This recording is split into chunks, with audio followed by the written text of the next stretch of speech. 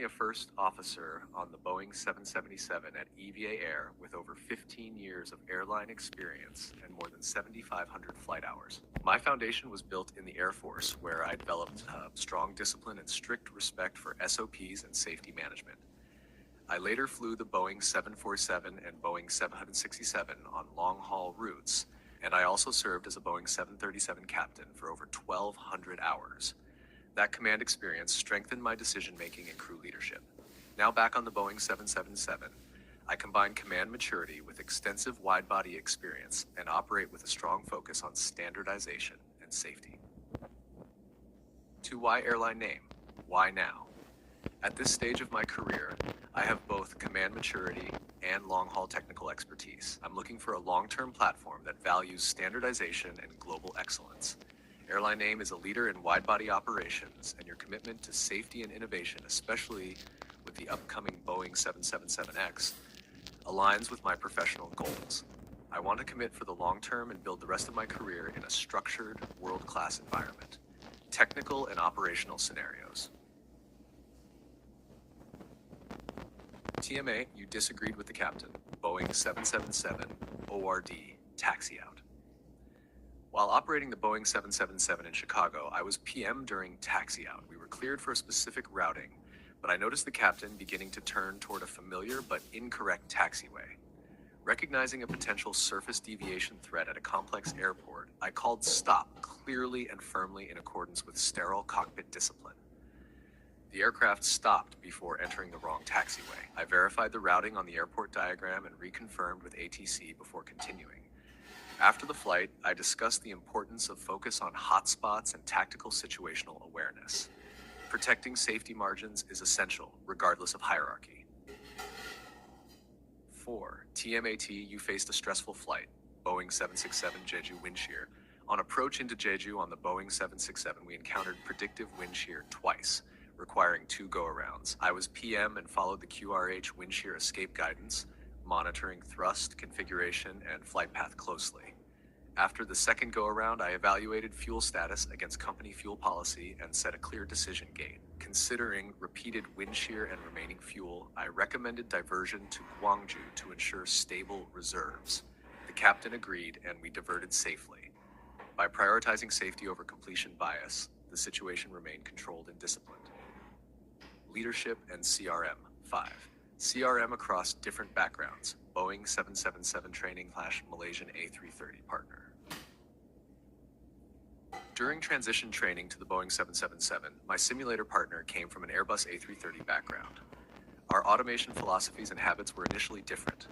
I suggested that before each session, we align strictly on company, SOP, callouts, and task sharing. By focusing on one agreed standard rather than personal preference, our coordination improved significantly. We reduced workload and performed strongly throughout the course. That experience reinforced for me that SOP is the common language in a multinational cockpit. 6. Why city name? Why move your family? City name offers both professional scale and personal stability. For my family, safety and high-quality international education are essential. For me, a structured and disciplined airline environment allows full focus on my duties. I'm not seeking a temporary assignment. I'm looking for a permanent home where my children can grow up in a multicultural environment while I commit fully to my career. Personal and company. 7. Why should we hire you? You should hire me because I bring command maturity and long-haul wide-body proficiency. I have over 1,200 hours of pick time as a Boeing 737 captain and more than 6,000 hours on Boeing wide-bodies, including the 747, 767, and 777. My Air Force background ensures strict adherence to SOPs and safety culture. I cannot operate complex, ultra-long-haul routes with discipline and professionalism from day one. 8. Most challenging task recently. Boeing 77, Anchorage, Cat 3. One of the most challenging flights was into Anchorage on the Boeing 777. I was the PF. During the arrival briefing, I identified heavy fog as the primary environmental threat and clearly stated that if we did not have required visual cues at Cat 9 minima, I would execute a go-around. On the first approach at decision altitude, visibility was below limits. As briefed, I called go-around without hesitation. While holding, we reassessed fuel against company policy and monitored RVR trends. Once conditions allowed, we conducted a Cat 3 autoland on runway 07R and landed safely. A proactive threat-based briefing eliminated completion bias and preserved safety margins. Decision-making and problem-solving. 9. Low fuel management. Boeing 777 Bangkok. Approaching Bangkok on the Boeing 777, unexpected congestion led to extended holding and increased fuel consumption. Before commencing approach, I briefed a clear decision gate based on fuel status. Below 1,000 feet, the FMC displayed an insufficient fuel advisory. I avoided going head down to modify FMC values during a critical phase. Instead, I focused on EICAS fuel quantity and cross-checked against final reserve. By prioritizing flight path monitoring over non-essential data input, we landed safely with adequate reserves. In high workload situations, maintaining situational awareness is the priority. Setbacks and resilience. 10. Air Force setback. My biggest setback was during advanced Air Force training when I was not selected for the fighter track and reassigned as a C-130 navigator. Although disappointing, I focused on performing at a high level in that role. I was deployed to Kuwait for 7 months supporting multinational operations, which strengthened my situational awareness and multi-crew coordination. That experience shaped my resilience and discipline, and it helped me return to the airline environment as a more mature professional.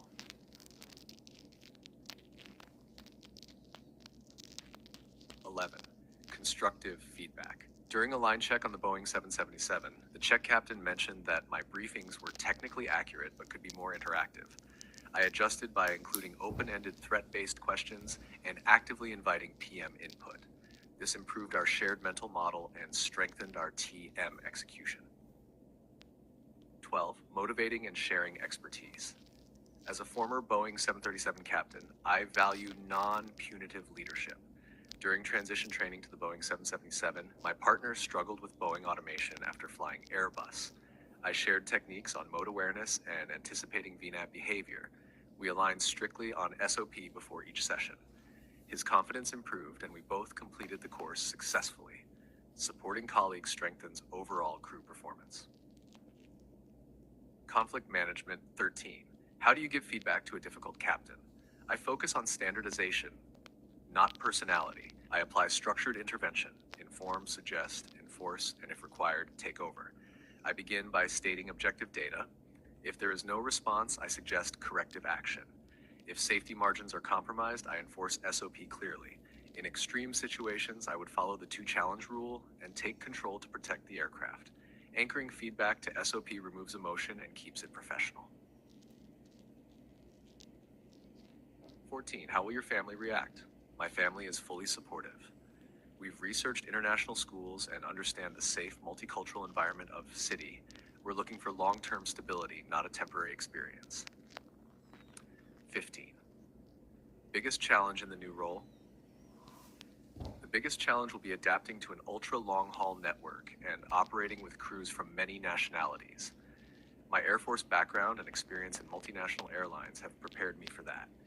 And SOP is the universal language, and I'm comfortable operating within that framework.